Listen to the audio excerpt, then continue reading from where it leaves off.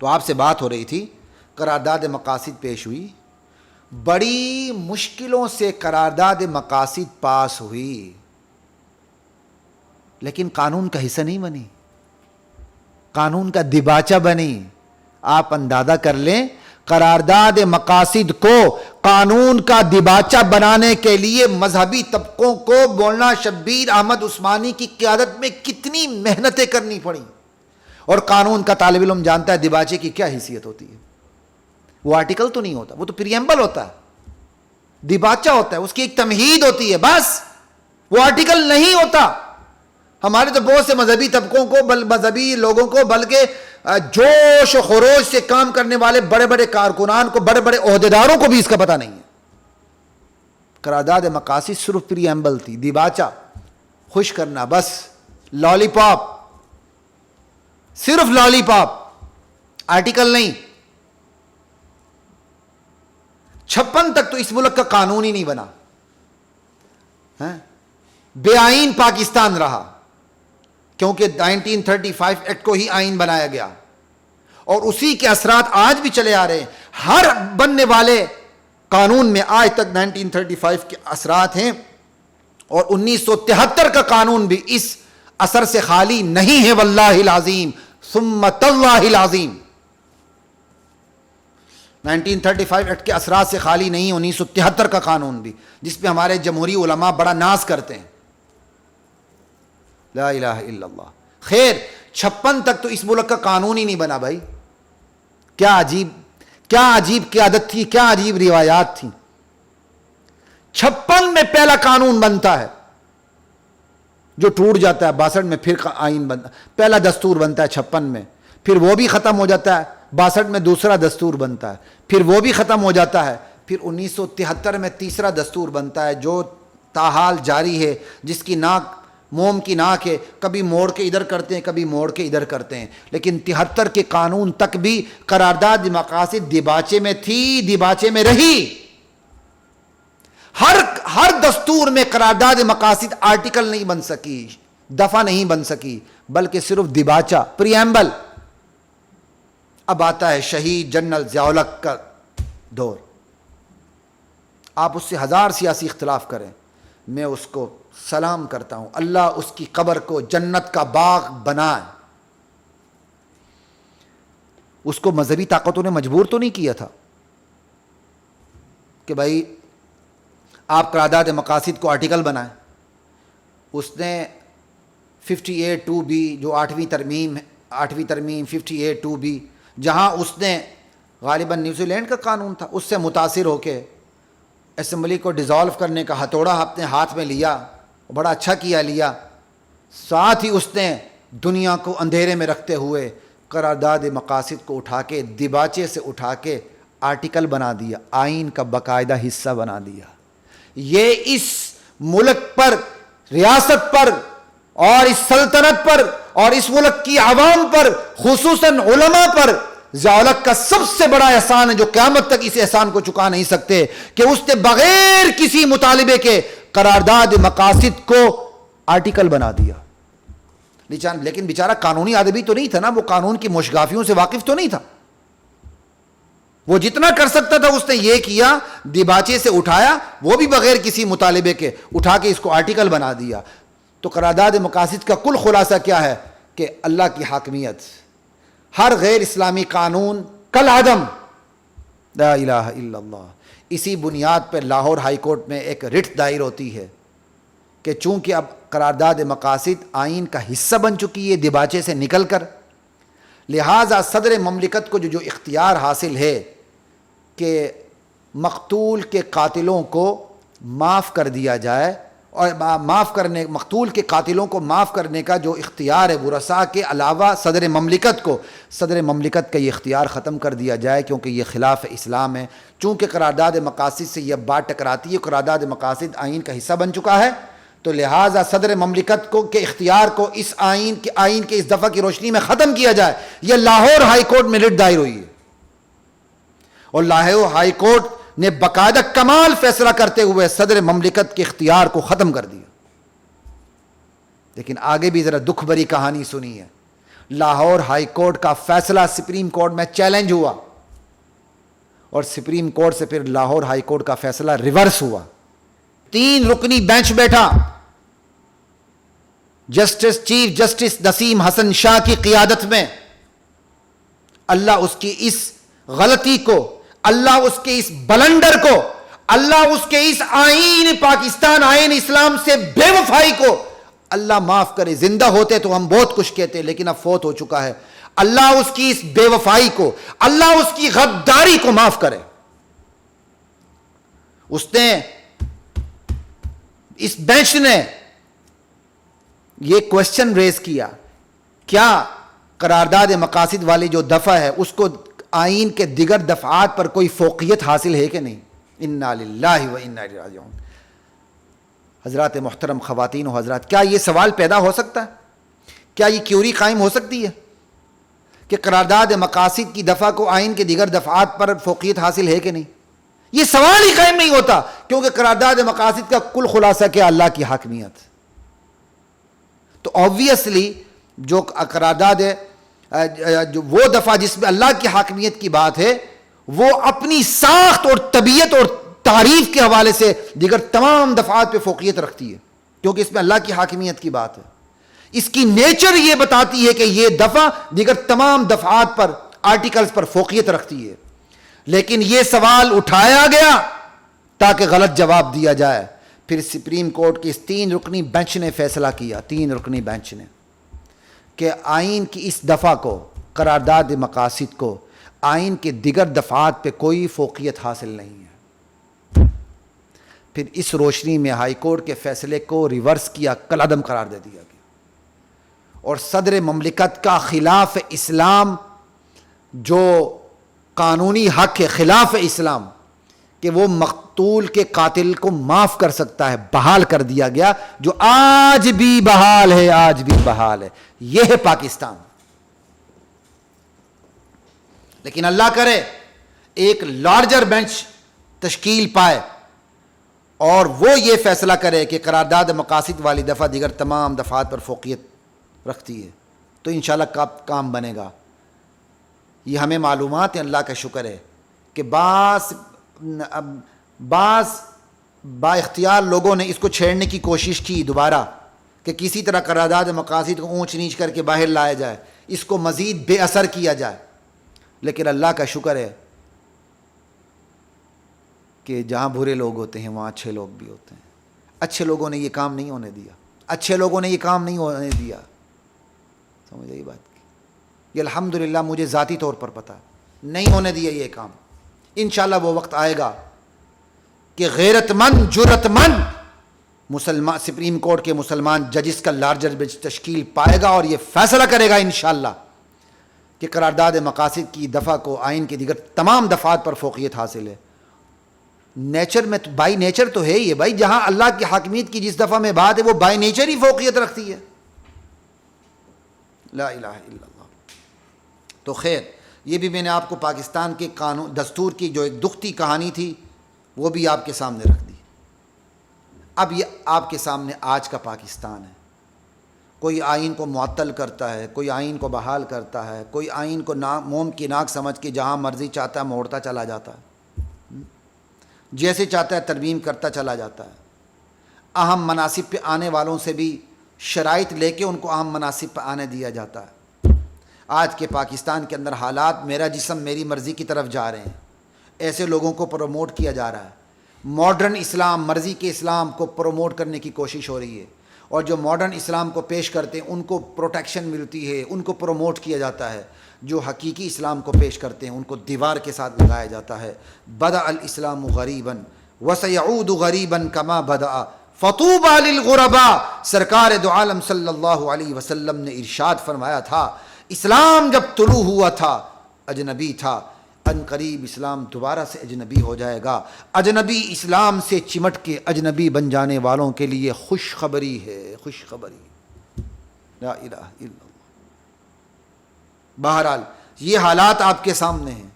تو یہ جو پاکستان 1947 سے لے کر اب 2021 داخل ہو گیا اور اپنے اختتام کی طرف جا رہا ہے 2021. اس پورے عرصے میں دیکھیں کہ پاکستان بننے کے بعد منزل کن کو ملی، قربانی کنہوں نے دی، منزل کنہیں ملی؟ دکھتی حقیقت ہے جس سے انکار ممکن نہیں، منزل انہیں ملی جو شریک سفر نہ تھے، منزل انہیں ملی جو شریک سفر نہ تھے۔ یہی وجہ ہے وہ لوگ پاکستان کی تاریخ کو 1857 سے شروع کرنے کی بجائے 1940 سے شروع کرتے ہیں۔ قرارداد پڑی، انگریز کی ٹانگیں کانپ گئیں، 46 میں ترمیم ہوئی، 47 میں پاکستان بن گیا۔ ارے پاکستان تھا یا آپ نے کسی پاپڑ کی دکان سے 5 روپے کا پاپڑ لینا تھا؟ ارے 5 روپے کا پاپڑ بھی اس طرح نہیں ملتا، پاپڑ بیلنے پڑتے ہیں اس کے لیے۔ آپ پاکستان کو ایسے لے رہے ہیں جیسے بیکری کی دکان پر گئے، پیسے دے کے پاکستان خرید لیا۔ تف تمہاری سوچ کے اوپر 100 سال کی قربانی کو تم نظر انداز کر دیتے ہو، شرم نہیں آتی؟ تف تمہارے اوپر پاکستان بنتے ہوئے جو لاکھوں کی قربانیاں لگیں تم اسے نظر انداز کرتے ہو، جس مقصد کے لیے لگی اسے تم سب سے زیادہ نظر انداز کرتے ہو۔ لا الہ الا اللہ۔ پاکستان اس لیے نہیں بنا تھا اس اے سی کے نیچے ہم بیٹھیں، پاکستان اس لیے نہیں بنا تھا اس ٹھنڈے ماحول میں ہم آپ کو بیان کریں، پاکستان اس لیے بنا تھا کہ یہاں دھرتی پر اللہ کا نظام نافذ ہو، چاہے رسول اللہ کی طرح میں پیٹ پر پتھر باندھنا پڑے۔ لیکن پاکستان میں اسلام آتا تو پھر پیٹ پر پتھر باندھنے نہ پڑتے، پھر ہم IMF اور مالیاتی اداروں کے غلام نہ ہوتے، پھر ہر طرف دولت کی، سکون کی، راحت کی، امن کی، چین کی ریل پیل ہوتی۔ یہ میں نہیں کہہ رہا، یہ اللہ کہہ رہا ہے، وَلَوْ أَنَّهُمْ أَقَامُوا التَّوْرَاةَ وَالْإِنْجِيلَ وَمَا أُنزِلَ إِلَيْهِمْ مِنْ رَبِّهِمْ، اگر یہ اہل کتاب تورات اور انجیل کے احکام کو اپنی دھرتی پر نافذ کرتے، اسے قائم کرتے، اپنی جانوں پر نافذ کرتے، قائم کرتے، اللہ کے جو احکامات اترے ہیں انہیں من وعن نافذ کرتے، لَأَكَلُوا مِن فَوْقِهِمْ، اللہ ان پر رزق کی برسات یوں برساتا، اوپر سے بھی کھاتے، وَمِن تحت ارجلہم، نیچے سے بھی کھاتے۔ یہ تو اللہ تعالیٰ آسمانی احکام کو نافذ کرنے کا بدلہ بتا رہے ہیں، اور ہماری تاریخ بھی یہی بتلاتی ہے۔ محمد الرسول اللہ صلی اللہ تعالی علیہ وآلہ وسلم کی قیادت میں جب مدینے کی ریاست میں اسلام نافذ ہوتا ہے تو پھر ایسی بہار آتی معیشت کی، معاشرت کی، کہ صحابہ رونے لگتے ہیں کہ ہم سے پہلے جو صحابہ ہیں مصائب میں، دکھ درد میں فاقہ کشی کرتے ہوئے چلے گئے، وہ ہم سے خوش قسمت تھے۔ یہاں تو ہماری معیشت اتنی بہتر ہو رہی ہے، کہیں اللہ ہمیں دنیا میں ہی بدلہ دے کے بدلہ چکا تو نہیں رہا، بدلہ دے کے سب کچھ چکا تو نہیں رہا۔ فکر مند ہو کے، پریشان ہو کے رویا کرتے تھے۔ لإلاف قریش إلافهم رحلة الشتاء والصيف فليعبدوا رب هذا البيت، ارے تم اس بیت اللہ کے گھر کے پروردگار کی عبادت کرو، الذي اطعمهم من جوع، جو بھوک میں کھانا کھلاتا ہے، وآمنهم من خوف، اور تمہیں کیا کہتے ہیں، خوف سے نجات دیتا ہے۔ اور کسی بھی ملک کی یہی سب سے بڑی خوش قسمتی ہوتی ہے، معاشی ریل پیل ہو، امن اور سکون ہو۔ اور فلیعبدوا رب هذا البیت پہلا آ گیا، اللہ کا نظام نافذ ہو۔ اس سے بڑی کوئی خوش قسمتی نہیں معاشرے میں، ریاسی سطح پر، سیاسی سطح پر، جائے نماز سے جائے اقتدار تک اللہ کا نظام۔ فلیعبدوا رب هذا البیت، اس کا نتیجہ کیا ہے؟ الذی اطعمهم من خوف، معیشت بھی بہتر ہوگی، وآمن الذی اطعمهم من جوع، معیشت بھی بہتر ہوگی، وآمنهم من خوف، امن بھی ملے گا۔ آج چونکہ ریاست میں، معاشرے میں اسلام نہیں، امن بھی نہیں، بھائی بھائی سے ڈرتا ہے، باپ بیٹے سے ڈرتا ہے، بیٹا باپ سے ڈرتا ہے، میں آپ سے ڈرتا ہوں، آپ مجھ سے ڈرتے ہیں، اعتماد کی فضا نہیں، سودی نظام ہے، شراب شباب کباب ہے، بے امنی ہے، بھوک ہے، دو نوکریاں کر کے بھی بندہ اپنا پیٹ نہیں پال سکتا۔ لا الہ الا اللہ، خدا کی مار ہے، خدا کی سزا ہے۔ بہرحال بات یہ ہو رہی تھی، منزل کنہیں ملی؟ منزل انہیں ملی جو شریک سفر نہ تھے، منزل انہیں ملی جن کے باپ دادا میر جعفر میر صادق تھے، منزل سکندر مرزاؤں کو ملی، منزل رانیوں کو ملی، رانیوں کو، آج بھی رانیوں کی اولاد در اولاد کو منزل ملی ہوئی ہے۔ لا الہ الا اللہ۔ رکھیلوں کو منزل ملی، ملک کی طوائفوں کو منزل ملی، خنزیروں اور زندیقوں کو منزل ملی، صحابہ کے دشمنان کو منزل ملی، ختم نبوت کے دشمنان کو منزل ملی، ہمارے ابھی ہمیں منزل نہیں ملی، ہماری منزل اسلام ہے، اور اسی پاکستان میں ہمارا سفر تاحال جاری ہے، ہم سفر کر رہے ہیں۔ پاکستان کا بننا اللہ کی بہت بڑی خوش قسمتی اللہ کی طرف سے، لیکن اس میں اسلام کا نہ آنا بہت بڑی بدقسمتی۔ بس بیک وقت ہم بدقسمتی خوش قسمتی دونوں کا شکار ہوئے، شکار ہی کہوں گا نا، اور کیا کہوں، مثبت منفی ہی ہوتا ہے نا۔ ہمیں خوش قسمتی بھی ملی، ہم بدقسمتی کا بھی شکار ہوئے۔ پاکستان بننا خوش قسمتی، اس میں منوان فرنگی نظام کا آ جانا بدقسمتی۔ پھر کہتے ہیں جی ہم کس فرقے کا اسلام نافذ کریں، کون سے مولوی کا اسلام نافذ کریں؟ اللہ کے دین کی غداروں، اب پوچھتے ہو ہم سے، جب تم نے کہا تھا پاکستان کا مطلب کیا لا الہ الا اللہ، تو یہ تمہاری ذمہ داری نا، بتاؤ کون سا اسلام نافذ کرنا۔ جب تم سے سوال کیا گیا پاکستان میں کیا نافذ ہوگا، 1400 سالہ بنا بنایا قانون، یہ تمہاری ذمہ داری ہے نا نافذ کرنا۔ اس سوال کا جواب تو تمہیں دینا، کون سے اسلام کو نافذ کرنا۔ اسلام کا برانڈ ایک ہی ہے، اسلام وہ ہے جو قرآن میں ہے، اسلام وہ ہے جو رسول اللہ کی احادیث میں ہے، اسلام وہ ہے جو صحابہ کی زندگیوں میں ہے۔ خدا کی قسم اس کے علاوہ اسلام کا نام و نشان کہیں نہیں۔ اس کے علاوہ جو کچھ ہے، چاہے وہ اسلام کے نام سے ہے یا اسلام کے علاوہ ہے، وہ کفر ہے، زندیق ہے، زندیقیت ہے، ارتداد ہے، اسلام نہیں ہے۔ اور یہ تمہیں بھی پتا ہے، یہ تمہیں بھی پتا ہے، تم صرف ہمیں لاجواب کرنے کے لیے کہتے ہو کون سا اسلام نافذ کرے۔ چلو پھر ہم تمہیں مزید آگے چل کے بتا دیتے ہیں، علی سبیل التسلیم۔ پاکستان کے تمام فرقوں نے دستخط کر کے دیے کہ یہ ہیں اسلامی شقیں، ان کو نافذ کرو۔ اسلامی نظریاتی کونسل میں 10 سال سے یہ بات پڑی ہوئی ہے، جس پر کیا کہتے ہیں تمام مسلمان کہلانے والوں کے دستخط ہیں، چاہے وہ مسلمان ہو نہ ہو، جو اپنے آپ کو مسلمان کہتے ہیں سب کے دستخط ہیں کہ یہ اسلام ہے، نافذ کرو۔ بھائی اسی کو کر دو، کیوں نہیں کرتے ہو؟ بیماری، نفاق، منافقت تمہاری رگ رگ کے اندر ہے۔ تمہارے آباء و اجداد نے فرنگیوں کے جوتے پالش کیے تھے، ان کے کتے نہلائے تھے، ان کی میموں کی نکریں صاف کی تھیں، اور مجاہدین کا قتل عام تم لوگوں نے کروایا تھا، پیسے لے کے، جاگیریں لے کے مسلمانوں کا قتل عام تم نے کروایا تھا، مجاہدین کا قتل عام تم نے کروایا تھا۔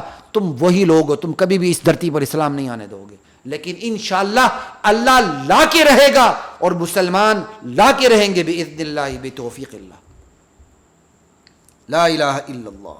بہرحال منزل تو انہیں ملی جو شریک سفر نہ تھے، ہمیں منزل نہیں ملی، ہمارا سفر جاری ہے الحمدللہ۔ ہم اپنے سفر جاری رہنے پر خوش ہیں، صابر ہیں، شاکر ہیں، اللہ کی مدد کے منتظر ہیں، اور کسی کے منتظر نہیں۔ ہم منتظر ہیں اللہ کی مدد کے، بس۔ لا الہ الا اللہ۔ کیا کریں بندہ، کس کس زخم کو بندہ دیکھے، کہاں کہاں مرہم رکھے۔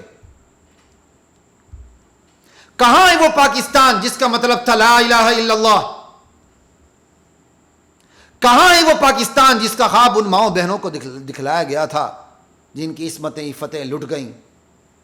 کہاں ہے وہ پاکستان جس کا خواب ہمارے ان آباء و اجداد کو دکھایا گیا تھا، جن کا خون، جن کا گوشت، جن کے لوتھڑے پاکستان کی بنیادوں میں اینٹ گارے کی طرف استعمال ہوئے؟ کہاں ہے وہ پاکستان؟ کہاں ہے وہ پاکستان جس کی خاطر ہم اپنی ماؤں بہنوں کو وہاں چھوڑ کے آئے، آدھے سے زیادہ خاندان کو وہاں چھوڑ کے آئے؟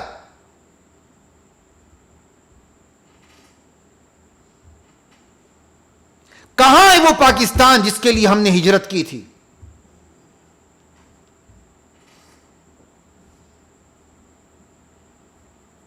کہاں ہے وہ پاکستان جس کے بارے میں ہم نے سوچا تھا کہ یہاں کافرانہ قوانین نہیں ہوں گے، یہاں سود کی لعنت نہیں ہوگی، یہاں شراب شباب کباب کی محفلیں نہیں ہوں گی؟ کہاں ہے وہ پاکستان؟ سینے پہ ہاتھ رکھ کے بولیے، ہماری ماؤں بہنوں نے جو دریاؤں میں چھلانگیں لگائیں، کنووں میں چھلانگیں لگائیں، عصمتیں عفتیں لٹوائیں، یتیم ہوئے، بیوائیں ہوئے ہیں، کیا انہیں پتہ ہوتا کہ پاکستان میں یہ کچھ ہوتا، کبھی وہ قربانی دیتے؟ سینے پہ ہاتھ رکھ کے سوچئے، جواب دیجیے، کیا وہ قربانی دیتے؟ اللہ ذوالجلال کی قسم کبھی بھی نہ دیتے۔ کہاں ہے وہ پاکستان جس کے متعلق کہا گیا تھا اللہ کی دھرتی ہوگی، اللہ کا نظام آئے گا؟ اللہ اکبر۔ کوئی بات نہیں، پھر بھی ہم نا امید نہیں۔ لا تقنطوا من رحمت اللہ، اللہ کا فرمان ہے میرے بندوں میری رحمت سے کبھی مایوس نہ ہونا۔ ہم اللہ کی رحمت سے مایوس نہیں ہیں، ہم اللہ کی رحمت سے مایوس نہیں ہیں۔ ہم ہیں اس پاکستان میں، ہم نے انشاءاللہ اس کو بنانا ہے، ہم نے انشاءاللہ اس کو سنوارنا ہے، ہم نے انشاءاللہ اس کی ایک ایک ٹیڑھی اینٹ کو سیدھا کرنا ہے انشاءاللہ۔ اس کی ایک ایک اینٹ میں، ایک ایک پتھر میں، بنیاد میں ہمارے آباء و اجداد کا خون لگا ہوا ہے، لوتھڑے ہیں ہمارے آباء و اجداد کی، اس کی ایک ایک اینٹ، ایک ایک پتھر۔ ہم اس کو چھوڑ کے نہیں جا سکتے۔ ہم ڈالر پاؤنڈ پہ اپنے برین کو ڈرین نہیں کر سکتے، ہم ڈالر پاؤنڈ پہ اپنے دماغ کو برائے فروخت نہیں رکھ سکتے۔ ہم ان لوگوں کی طرح نہیں جو پڑھ کے باہر جا کے ڈالر یورو کمائیں۔ ہم نے یہاں بیٹھ کے کام کرنا ہے انشاءاللہ۔ ہمارے بڑوں کی قربانی لگی ہے، اللہ ذوالجلال کی قسم ہم اس قربانی کو ضائع نہیں ہونے دیں گے، ضائع نہیں ہونے دیں گے انشاءاللہ۔ یہ ہمارا یقین ہے، اس مرکز یقین میں ہے نا، مرکز یقین شاد باد۔ لا الہ الا اللہ، لا تقنطوا من رحمت اللہ۔ ہم اللہ کی رحمت سے مایوس نہیں ہیں۔ یہاں ہمارے بھی بڑی رکاوٹیں ہیں، اللہ کے توحید کے دشمن بھی رکاوٹیں کھڑی کرتے ہیں، اللہ کے رسول کے ختم نبوت کے دشمن بھی رکاوٹیں کھڑی کرتے ہیں، اللہ کے رسول کے صحابہ کے دشمن تو سب سے بڑی رکاوٹیں کھڑی کرتے ہیں۔ ہم راستے کے ان پتھروں کو، چٹانوں کو زیر و زبر کرتے ہوئے الحمدللہ آگے بڑھتے جا رہے ہیں۔ ابھی ہم سفر پر ہیں، ہمارا سفر کمپلیٹ نہیں ہوا۔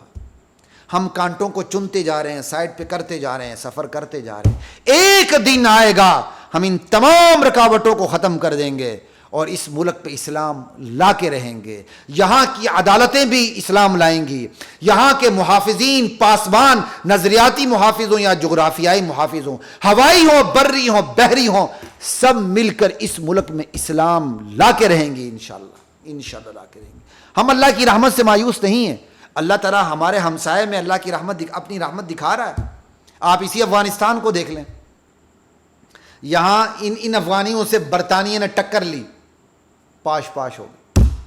ان افغانیوں سے، افغان مسلمانوں سے روس نے ٹکر لی، ٹکرے ہو گیا۔ ان افغانیوں سے، افغان مسلمانوں سے، ان نہتے مسلمانوں سے امریکہ نے ٹکر لی، 60-70 ممالک نے، نیٹو افواج نے ٹکر لی، پاش ہو گئے۔ ان سب کی ہیبت تحلیل ہوتی چلی گئی۔ آج طالبان آپ کے سامنے ہیں، بڑھتے جا رہے ہیں۔ پہلے بھی طالبان آئے تھے تو ان کو اسلام نافذ کرتے ہوئے 1 منٹ بھی نہیں لگا تھا۔ دنیا ان کی عدل و انصاف پہ حیران تھی، یہاں تک کہ گوانتانامو کے اندر جو مجاہدین قید تھے ان سے باقاعدہ پوچھا جاتا تھا یہ جو تم نے نظام نافذ کیا اس کا راز کیا ہے؟ ہم تو کہتے ہیں بھائی چاہے تم مسلمان نہ ہو جاؤ، امریکہ کے اندر پاکستان اسلام کا ذرا قانون انصاف ہی نافذ کر دو، تمہیں پتہ چلے گا راز کیا ہے، خود ہی پتہ چل جائے گا۔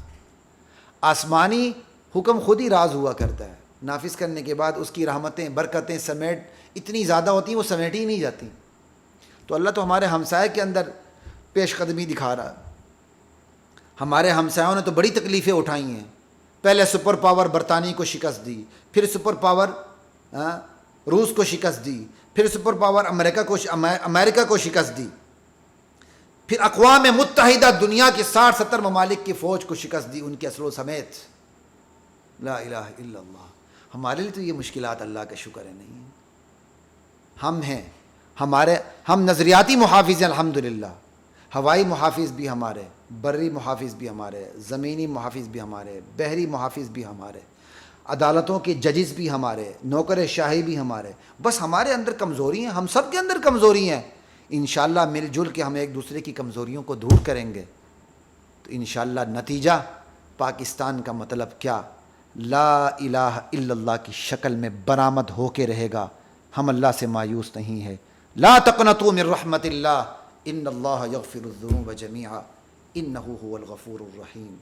ایک بار پھر آپ سب کو خواتین و حضرات پاکستان کا یوم آزادی مبارک ہو. خلیق الرحمان کو اجازت دیجیے. السلام علیکم ورحمۃ اللہ وبرکاتہ.